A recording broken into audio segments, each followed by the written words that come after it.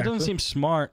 If Canonical was a hardware company, it would make sense if they wanted to sell machines. But to kind of like push away the dated computer market is not smart for just running an OS. I don't think. I'll say here are the only smart aspects of it I can think. Okay. Now Canonical can take the developers off the 2D and focus on the 3D. Okay. So they're more focused. They should be able to make changes faster. They should be able to make updates faster. They should be able to make that experience better. And when you say 3D, just what the graphics are like shinier, clearer, crisper, look 3D-ish? Okay. Right. And when you click to open a window, it might come at you for a second. Gotcha. Kind of thing. The other place it might be good is then Canonical only has one desktop to support the companies and stuff. They don't have to ask the customer, are you in 2D or 3D? You know, they don't have to. So, and that kind of thing is plus. Those are the only pluses I could pull out of that. And let me tell you something.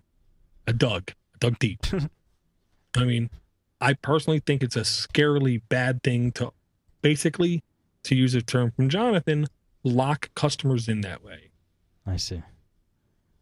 So, we'll have to wait and see. We'll find Good out. luck. Good, yeah.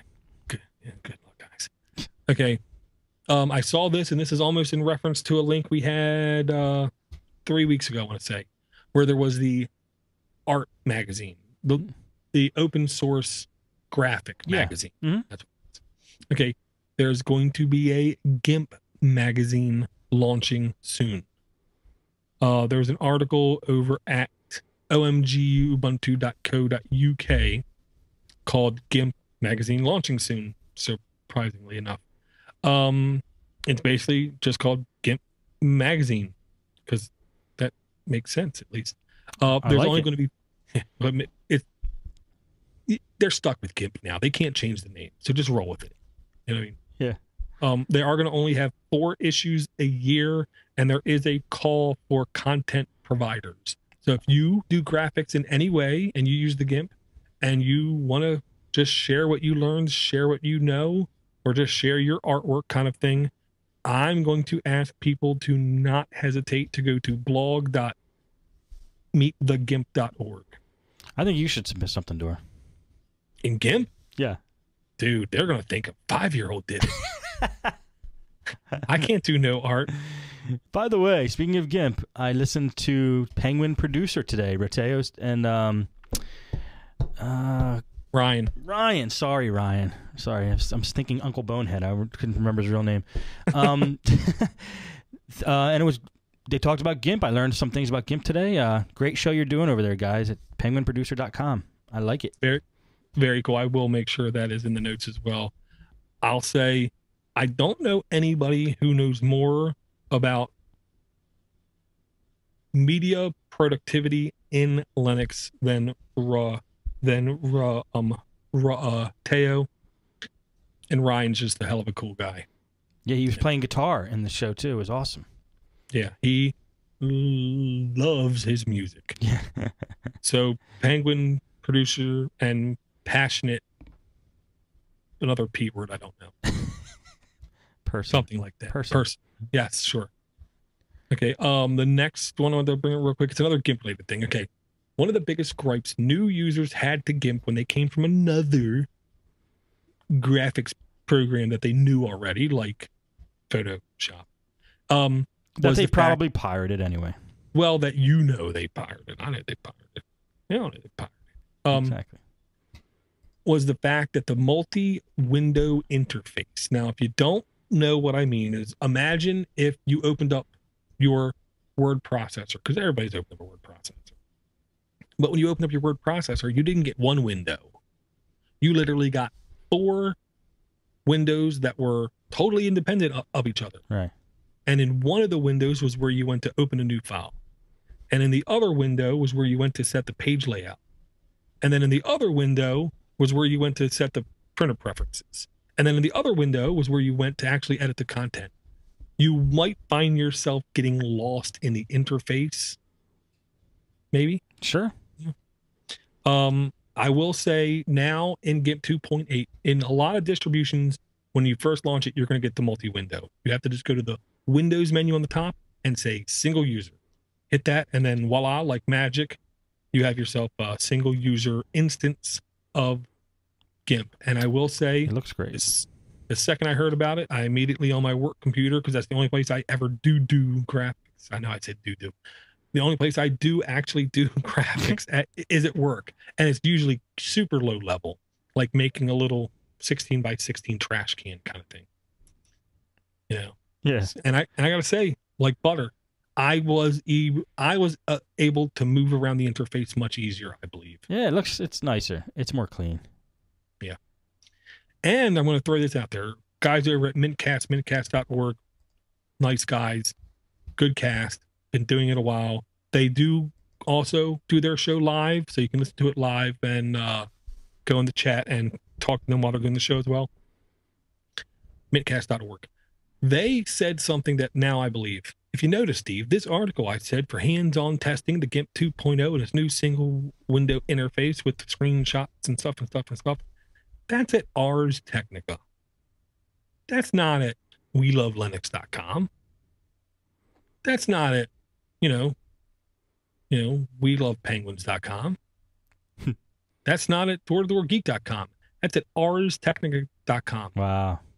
It seems to be that Linux is slowly, continuously encroaching on normal user news areas. Now, Ars Technica is definitely not normal news, but it's more normal. It's normal tech news. Yeah, tech news. And I think it's only going to be a matter of time to where a lot of users are going to know the word Linux and feel more comfortable with, wow, look at this, man, this is pretty. Yeah. Not, oh, that's for command line. I see. No, I think it's losing that stigma big time. I see it happening, Linux is slowly but surely. I mean, from a couple years ago, it's a big difference, but it happens at such a slow rate right now that you don't really notice until you wake up and you notice. So, yeah, I definitely see it in the environment. Yeah, and I'll say that's because we can't afford Ashton Kutcher to come on TV and tell everybody how great it is. Yeah, but isn't he going out with Mila Kunis? Dude, you're asking me? I like Mila Kunis. All I know, the last I heard, he finally broke up with Demi, or Demi kicked him out. Mila Kunis, honestly, I could work with her for all I know. That's how much you would know. Trust me. You say so. I don't know. You would. I don't know. All right. Okay, next one.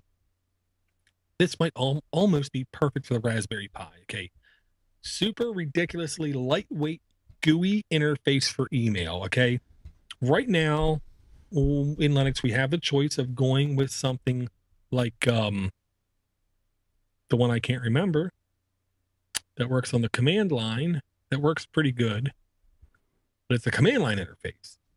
And then you have stuff like Claws and Thunderbird. Neither of them are really truly light interfaces.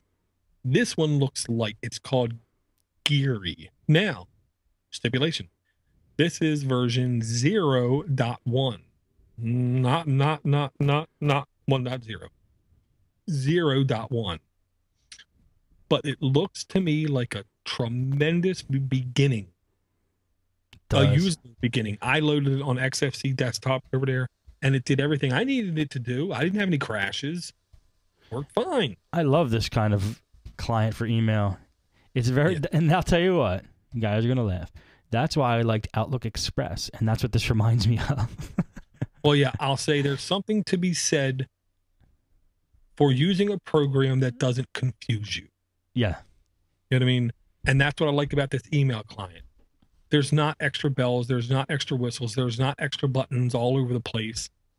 Open, send, receive, send, delete. There's not much more than that. Because you really don't need more than that. But you just don't need it. Right. But the one thing I do need, spell checker. This does have an optional spell checker, and I tested it because I wrote an email and it looked like it picked up everything, but I wouldn't know because I can't spell good. So I have faith. I think it did good. I have faith. Nice. I like that one. Yeah, Geary. definitely cool. Next thing I just want to throw out there real quick. It is Linux. but this is the kind of thing you can't see in Windows, at least that I know of. So I'm going to say it here. Yeah. There's now a GUI cyanogen mod compiler tool for Ubuntu. What does it do? Man. Okay. CyanogenMod is a base version of Android for devices. If you don't like your bloatware, if you think your device is slow, if you don't like the fact that company X, Verizon, Sprint, whatever, has access to your device because they do, and you don't like the fact that you don't know everything that's going on your device, you take faith that, they're being nice, they're treating you nice, If you want power, want control, CyanogenMod might be a way for you to do it on your Android device. It's a replacement operating system for your device, but it's the same thing without the crap. Right. Okay. You can download this GUI tool for Ubuntu and literally build your own custom CyanogenMod for your device. Wow. Right. Hypothetically speaking, I have a Droid X. The version they have for their Droid X is gingerbread only, and I don't like how it works. I can open this tool up, I can choose my Droid X, and it might have different versions available to me that I can download. But maybe the Droid X isn't popular enough for other people to do it and for me to download. So I get this tool, I can do it myself. Wow. If I really like Froyo for some reason, or I like this custom version of ICS, if it's in there, I basically just click, here's my device. Dude. Okay. Build. That's awesome. Yes. I think it's really cool. You can also do what's called syncing with the device. This is kind of critical. CyanogenMod has nightly builds, which everybody knows. Okay. Nightly builds literally is bug fixes, feature enhancements, things like that. Every day? Every day, you can basically activate the application and say sync, which means all of the base files it uses to compile to build yours, you can update every day if you want, or you can get to a comfortable place and never hit sync again. Yeah. Right. So I implore people, if you'd like to tinker with your Android device, roll on. If you're cool. Timster from Tech Chat Show and it's a production device that you use for your business and you're scared to put something on it, then don't put it on. Timster needs a second device. Yeah, definitely. Lalo got a Bionic. Droid Bionic. No. Yeah. Yep. I think his Droid X went kaput and he got a Bionic. Well, I understand. I finally broke my case the other day, and now the battery's going 100, 99, 98, 90, 50. Oh my God, man. And it's jumping and it's doing stuff like that. That must drive you nuts. Did you drop it again? Yeah, I broke the case on it. All right, we'll talk about that on Android Bad No, Topics. we're not, because it just bad. Okay. Sorry I brought it up. That's okay. Okay, we've talked about Conky for the last couple of weeks. And if you people are tired of hearing Conky, fast forward 3 minutes. Okay. I hate the name of this desktop. I do. Man, I do. Okay. They have names for these desktops. You have the Sunshine desktop. This is the Tiger desktop. Stuff like that. And Conky? Well, in just Linux, that's Okay. what people call it when they publish specs on how you can get the same desktop. Gotcha. You can call it the Podnutz desktop. You can call it whatever. These people chose to call it the Twilight desktop. And there are no werewolves, vampires, any other mythological creatures. It's just plain old authentic Twilight. It's literally the sunset just after, and it's the Twilight. Yeah. So if you're looking for half-dressed middle teenagers, you're not seeing them. Okay, this is over at Lifehacker. I really fall in and out of favor with Lifehacker. I don't know about you. There's weeks they don't post nothing I like, it seems like. And then I almost take them into my RSS feed, and then, oh man, they post a couple things I like. Okay. This is why I like Linux. Completely open. You can go there to lifehacker.com, the Twilight desktop, and it is a Arch Linux base operating system using all this stuff. You can download the wallpaper